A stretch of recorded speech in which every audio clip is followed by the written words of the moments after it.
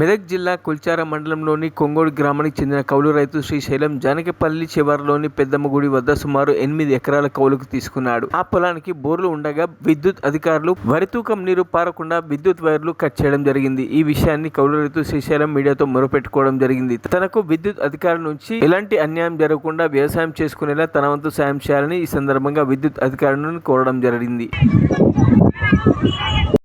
మాకు ఇవ్వదాకా current cut చేశారు, అయిపోయింది.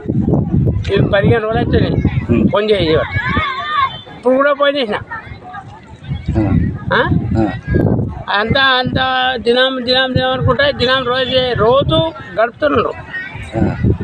ఇప్పుడు కరెంటు కరెక్ట్ అంతవరకు ఉంది, కట్ చేసారు. ఇప్పుడు అంటే ఇది ఎండిపోవాలనుకుర్రా పగబట్టి కూరలతో లెక్కన అర్థమైంది. ఇప్పుడు జానకపల్లి శివారు, జానకపల్లి శివారు ఇంకొకటి నేను చేస్తున్నాం. అది కౌలుకు తీసుకున్నావా? కౌలుకు బయలకు 7 ఎకరాలు 8 ఎకరాలు చేస్తున్నాం. అంతా లేదండి, అంతే. ఇదంతా గందరగోళం చేస్తున్నాం. అంటే కరెంట్ వాళ్ళది ప్రాబ్లం. కరెంట్ అయినా మొత్తమే వస్తలేరు.